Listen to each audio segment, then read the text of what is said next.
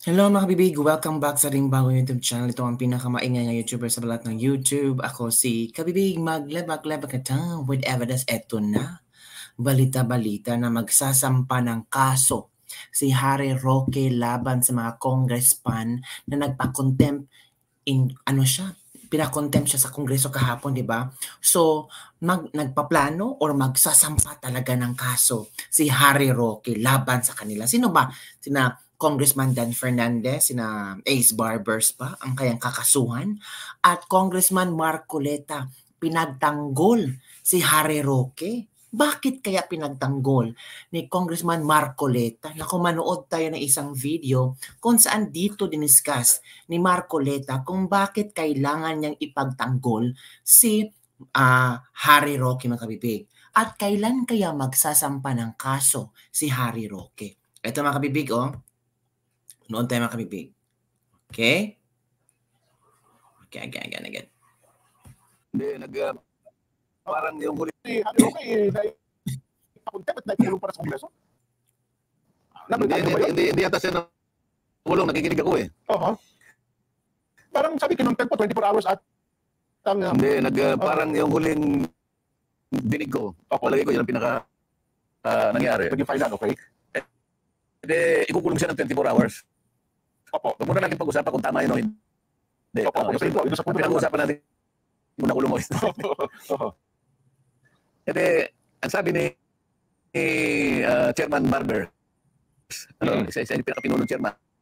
4 na chairman yun eh. Opo, dangerous drugs, public accounts, public order, human rights. Yes po. Pero napag-usapan nila na ang lead committee na mag-chair si Kong Barbers. Kung Ace Barber. Yes po. Okay, so sabi niya, yung napagbutuhan na natin, na bibigyan natin ng detention period si Atty. Roque. 24 hours na pagkakulong. Kasi yun ang kanyang pasya. Nag-motion for reconsideration na yun. May nag-motion. Mismo si Harry Roque. Tama naman yun, dahil may karapatan naman siya magpa-reconsider nung hatol na ibinigay sa kanya. Kaya pag-usapan natin, talaga bang dapat siyang makontest? Siguro dapat nating pag-usapan din. Natawa nga po kasi yung dating represent niya na grupo, yun pa mismo nagpa-contempt sa kanya, sa Kabayan Party List. Si Atty. Roque kasi nagsilbing congressman sa ilalim ng Kabayan Party List. Grabe naman kasama yun. niya si Congressman Ronsado. Yung dalawang yun ay magkabatid dati. Kasi si Harry Roque, estudyante niya si Ronsado. Kung sa inaanak pa niya yata yun.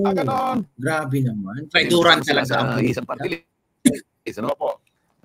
Hindi may paliliwanag na dahilan. Sila lang naman nakakala kung ba't sila naghiwalay.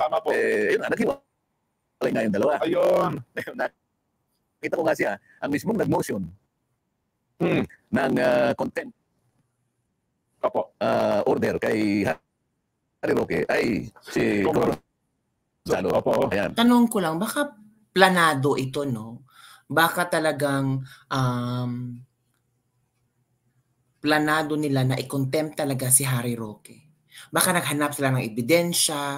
Kasi sila naman ang matutupad. Sila naman ang hari ng Kongreso. So kung ano man ang kanilang sasabihin against Harry Roque, tapos nakita nila na medyo simplang ang mga sagot ni Harry Roque according to them, ito na ang pagkakataon para tirahin si Harry Roque. Diba mga kabibig? Nag-explain naman si Harry Roque sa kanyang sitwasyon. Pero hindi pinakinggan si Harry Roque.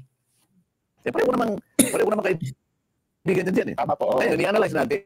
Ang pinagmulan kasi noon, alam mo ba yun? Napakinggan ko.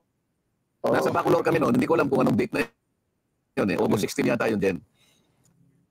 Isa sa mga resource persons ay si Atty. Roque.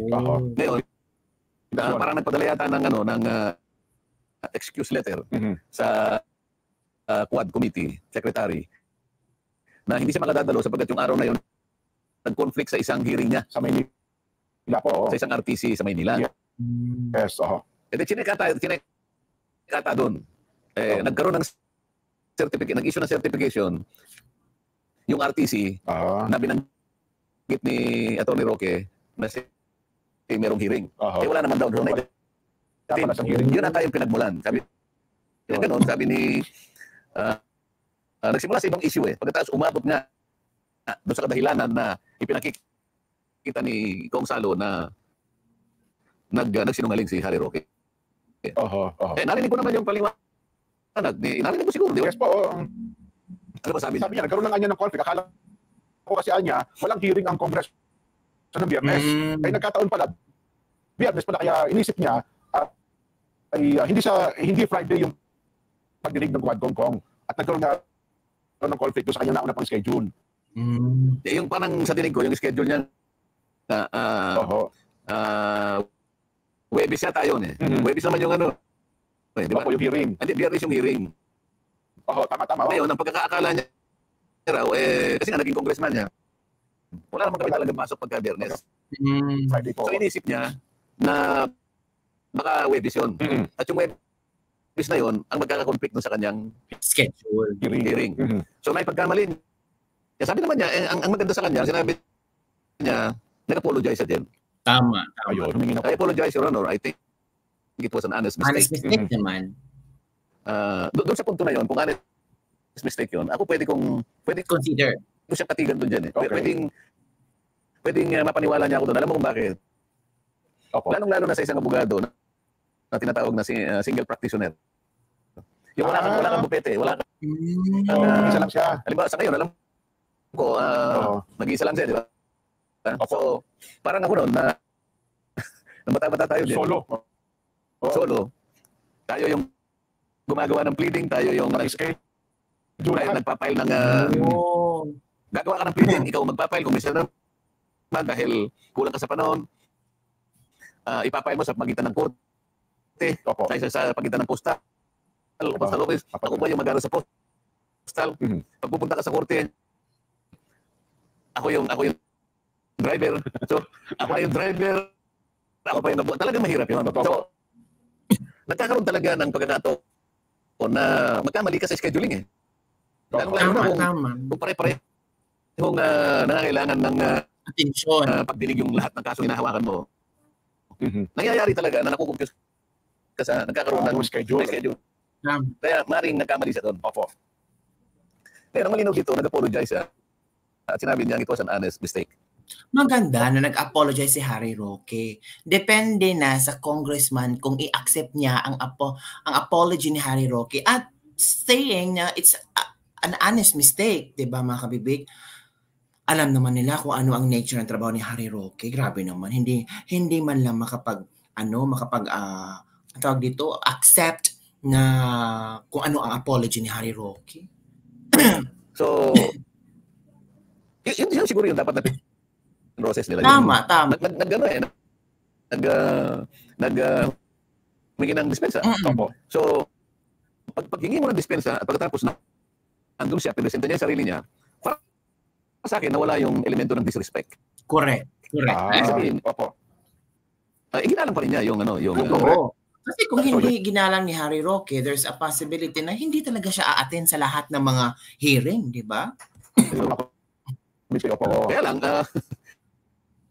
iba yung pananaw nung nakararami na parang sa tingin nga ni siguro ng iba na observers. Kaya kung masyado naman yatang inipit yung tao, di ba? Kaya may nagsabi pa nga, si Congressman Dasa. Paul Dasa. Pinilit ni Congressman Dasa na sabihin na bigyan naman natin na ika ng konting parang kaluwagan. Ng liwe. Dahil siya naman ay naging kasama natin na miyembro ng Kamara. Ay sumagot yung kaibigan natin, si Pong Paduano. Bakit hindi ka po pwede yan? Si Governor Ma'am, pakasama rin natin dito. So So, may plano talaga. Pinatawan pa rin natin siya ng contempt. So, pagka hindi rin natin pinatawan ng contempt ito, parang namimili tayo. Pwede may punto din naman, po. So, pero nakalimutan naman ni Kong Paduano. Iba naman ang kaso ni Kong Mamba, ni Governor Mamba. Si Governor Mamba, binigyan namin siya ng ano tawag dito? Basta merong inisyu yung komite. Binigyan ng pagkakataon. Sagutin mo ito. Nag-issue ng show cause order. Ang komite. Hindi nga sinagot. At nung sinagot niya, napilitan na lang kung hindi pa siya talaga kinuha ng subject terms. Sabi niya, pasensya na po. Doon lang siya humihingi ng pasensya. Ngunit, malinaw na malinaw, hindi niya sinagot yung show cause order sapagkat ang kanyang katwiran, yung kanyang chief of staff, hindi binigay sa kanya. At kailangan mo ang chief of staff ang makatingin doon bago siya. Samantalang sa programa niya, binabanggit niya na alam niya yung show cause order. So, sa mga tweets, sa panig ni Governor Mamba, meron talagang meron talagang deliberate na hindi pagsagot sa show cause order. Hindi talaga. Kaya napilitan ngang pumunta yung kaya napilitan pumunta yung Sergeant at Arms, may kasamang mga pulis sa Kapitolyo. At talagang pulis siya dalhin sa House of Representatives. Hindi naman yun ang kaso ni Harry Roque. Tama. Iba. Oo. Kaya sa tingin ko, malayo naman yung kondisyon na akma kay Governor Mamba na dating kasama namin. Natin so kay Harry Roque. Doon sa punto na tumitira si Harry Roque kanya, minamalay niya yung Congress. Alam mo, dalawa yung katauhan ni Harry Roque. Isang abogado at saka isang masasabi nating broadcast journalist. Meron siya sa radyo . So, pag nasa radyo siya, ginagamit niya yung karapatan niya na bilang broadcaster. Sa ilalim ng karapatan magpahayag. Correct. Kaya na ginagamit niya. Pero pag nandun naman kasi sa Kongreso, hindi naman niya minamalay ng House of Representatives bilang isang institution. Correct. May bilanggit siya ng mga ilang members, pero yung mga miyembro, hindi yun ang kumakatawan sa institution. Correct. Ang institution as a whole, ay dapat igalang yun. Ngayon, kung may binatikos na member, ibang usapan yun. So hindi po siya nakulong pa ng 24 oras. Palagay ko hindi pa, sapagkat ang sabi ni Chairman Barber. So there you go mga kabibig ha. Yun ang pag-explain o tinulungan tayo ni Congressman Marcolita para ma-understand or maintindihan natin kung ano ang status ni Harry Roque. Now, ang malaking tanong, baka magsasampa ng kaso si Harry Roque. Knowing Harry Roque, alam niya ang kanyang karapatan. Knowing Harry Roque already apologized and already mentioned it's an honest mistake. Naku. Palaging sinasabi ni Harry Roque, my liberty. Yung kumabig, ano ang iyong komento tungkol dito? The more na maging magulo ito the more madami pang taong ipapatawag. Last time nga, meron pang patawag na si Tan, sinabi niya si Digong ang mastermind sa sa papagurgur ng mga drug lords. Oh, grabe. Ang dami pala itong ginagawa ng Quadcom. So yun yung kabibing aking latest labag-labag for today. Don't forget to like, subscribe, and share this video. Bye everyone! See you next time!